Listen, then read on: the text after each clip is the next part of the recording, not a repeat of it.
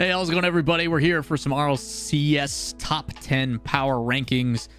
Technically, we do top 10, but we also have an honorable mention that we do every single time. But if you guys haven't seen these in the past, let's talk about how they actually go down. First things first, you might not be able to see them on screen depending on who you are. But on the other side here, okay, we try to reveal them based upon how we feel things are going. We're going to provide some substance as to why I think who should be there, so on and so forth.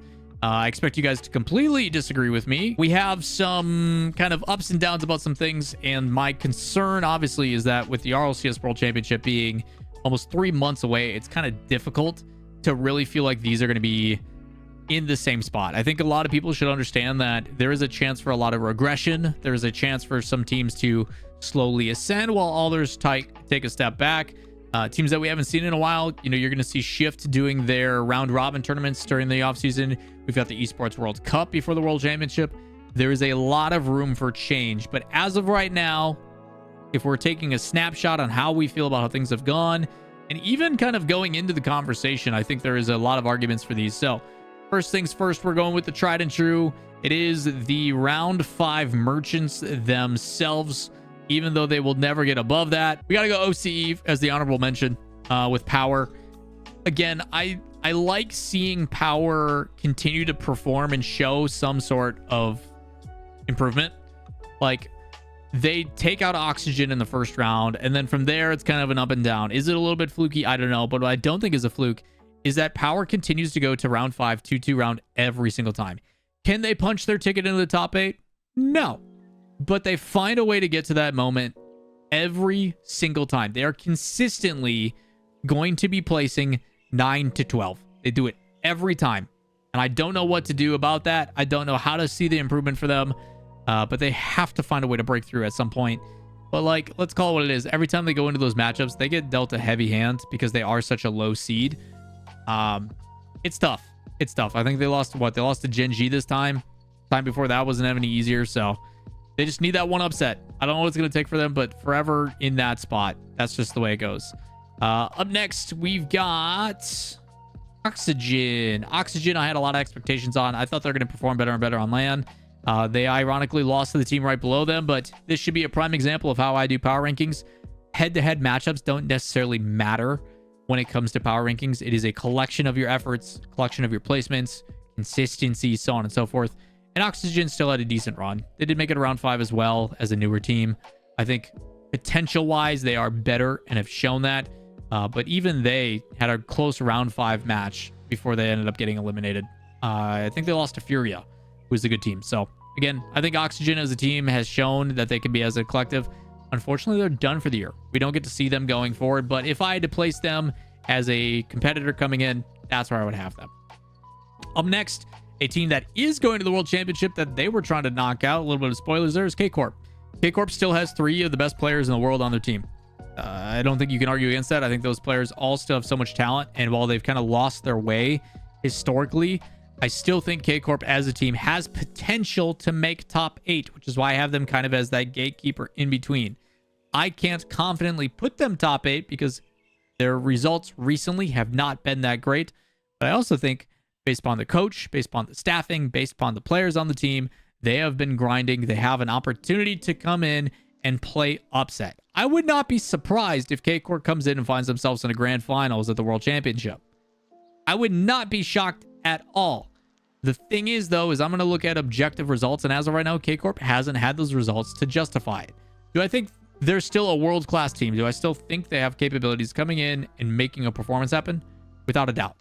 I think they are fully capable of doing that. But until they come in and dominate or have that world-class performance, I can't put them as a top 8 playoff team. Now, I wouldn't be surprised if K-Corp then goes 1-3 or 2-3 in Swiss and doesn't make top 8, which is why I have them at number 9. Number 8, a team that I think showed a lot of promise, and in particular, one player who's been getting a lot of love. We got to go with Space Station Gaming. LJ performed incredibly at the second major in London. I think Space Station as a team has been a really solidified roster, proving that, yes, we are third best team in NA. We've been waiting to show it, and they did not underperform. I think they performed about where my expectations were in the second major. I think them getting to be in that performance of saying, you know what, we make top 8 consistently. I think we're solid, but we're going to have a hard time kind of beating the top dogs. Head to head against Furia, I'm probably going to say it's a close match. Maybe they win it, probably go into the distance, and who wins is going to come down to the day. You take them against a team like Mates or G2 or Falcon stuff. They're probably losing that series, and in case in point, they did. Like, G2 showed that they are a step ahead of Space Station. So Space Station, I think, is a really solid top 8 team, but I think their peak, I think when they hit their ceiling, it's a little bit lower than some of these other teams. Up next, we have a team that, while they looked basically non-existent on the field, I still think they are a better team, and we're going with BDS. I think BDS as a team, while they got stomped by Mates, I still think playstyle-wise, they are outperforming a team like Space Station. Realistically, I think BDS had some decent performances throughout that major. You're talking their wins. Again, they go 3-2. It's tough for me with BDS in particular, and maybe you make some conversations otherwise. I personally always lean that EU as a region's a little bit better. Let's call it what it is. BDS's wins, Mobula, OG, and Secret. I'm not too convinced. Their losses, though, are quality losses. They lost to Falcons and Gentlemates, and they took Falcons to 5, Mates to 4. Both those teams, in my opinion, had the best series and were looking, obviously, like the best going into the semifinals. So I think, again, Mates, great team. They are going to be ranked highly for me, but with BDS taking Falcons to 5, it did, like you said, go to OT. I think there is something there. Maybe it's a mental thing. Maybe it's a problem of why they're having those issues. But I think if we're talking, as I mentioned, I try to take objective results. I try not to completely pair head to head. It's tough for me to not say that BDS isn't a better team than Space Station. I don't want to compare these head to head because I don't know what it would look like. I actually think that'd be a great series, and maybe that's the argument for why they're in the placement that they are. But to me, BDS is a team that has potential. They look absolutely fantastic against some of the teams that they do. But they're falling short, which is why I can't necessarily put them higher. At number 6, who do I have at number 6? A team that I was very happy to see them living up to the conversation that we've had. It's Gen.G Mobile 1 Racing. Gen.G to me was either a hit or miss this major. I don't know if they were going to finally build some confidence in the playstyle that they've been trying to build, with First Killer being more unselfish coming into fruition. It did. I think Gen.G looked like a really good team. I think we've seen them play the best Rocket League that they've played in a really long time. I also think they put up a pretty solid fight against their competition. I think their strength of schedule is a lot harder than what we saw in the wins than compared to BDS. I also think that realistically in that quarterfinal, when a vehicle is certified by they put up a pretty good fight against Falcons, while BDS didn't look like they were even on the field against Mates. So I think Gen.G again is showing improvement. I think they're getting to that point where we're starting to see that moving forward into what will be the World Championship.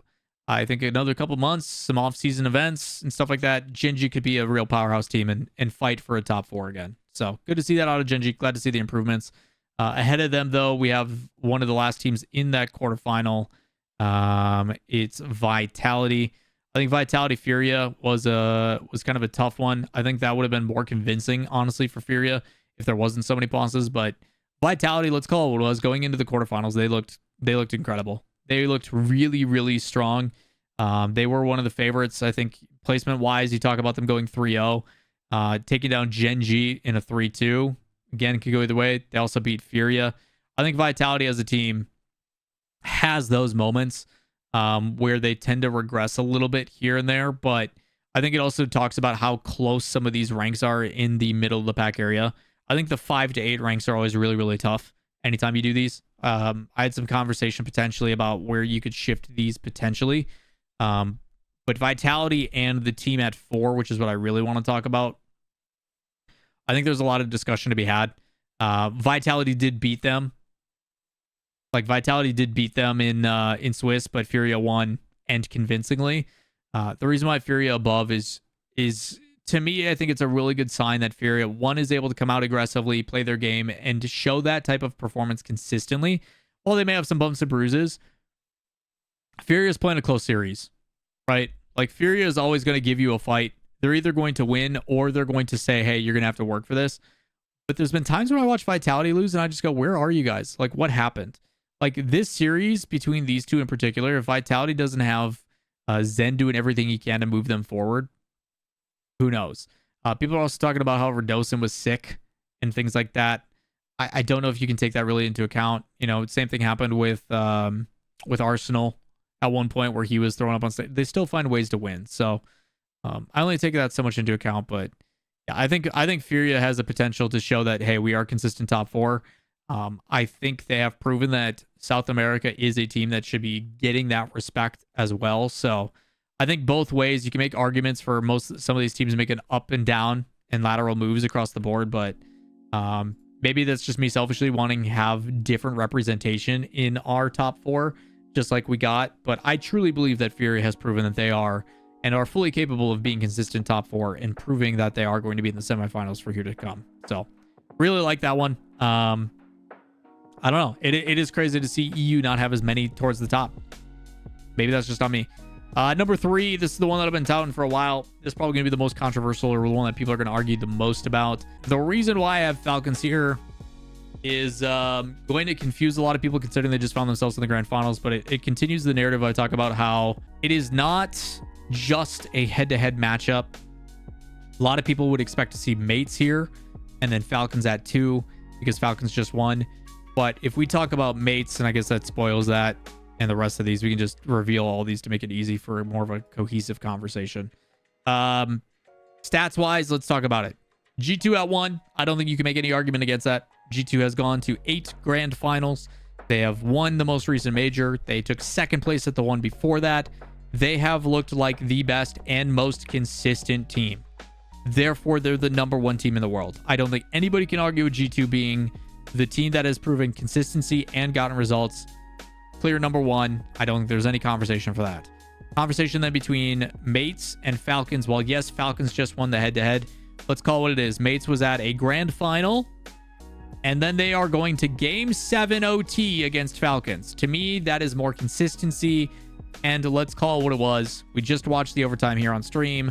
Mates had 45 seconds of offense. They were dominating it, and it was an individual effort from Was, who had a rough touch, air dribbled it across, and then it pinched into midfield to a boost-starved TRK who had an open net because Mates overcommitted a little bit. To me, Mates, if I'm a betting man when it comes to consistency on LAN, I'm going with Mates. Mates is a really, really good LAN team. And not saying that Falcons isn't, but I am going to go for consistency, and I think Mates has earned that spot. Online, different story. Mates has proven that their playstyle online maybe not be the best, but at the end of the day, who cares? Like, I don't care about online results. At the end of the day, you are using online results simply as a matter of fact to get to the matches that matter. Majors are what matter. World championships would matter. I weight those more heavily, and as should everybody else. I think these maybe make conversation for interchange between Falcons and Mates, considering Falcons went so good in Swiss. Mates has had a very solid performance. They've put up really good results on international competition. Their only loss came to Furia. I just can't take a collection of 2 international majors and not put Mates at number 2. Personally. Make arguments for either, but that is what I have for my top 10, technically 11. I think you can throw some other honorable mentions in, but I think it's just goofy to always have Power go to round 5 and then lose. I think that's part of a good conversation too, you know? Like, I don't think head-to-head works. You know, Mates goes to that grand final instead of Falcons, and it might be a better look from Mates because play style-wise, I think they match up better against G2. While G2 goes against Falcons, it goes, hey, they're going to play fast and aggressive. We're going to control the pace. We're going to slow it down a little bit. We're going to work the field. We're going to take their boost. Stylistically, it works out for G2. So, again, I don't think head-to-head is exactly the way that you should approach these. I think it's more of a collective, more of a collection of all their results across multiple events. G2, objectively number 1. And then from there, it gets a little bit shaky. But I'm always curious to hear what your guys' thoughts are. I'm curious to hear who you guys have as your top 10, where you have people placed. I think there's definitely some conversation for, you know, the 4 to 8 area on where you can make some move.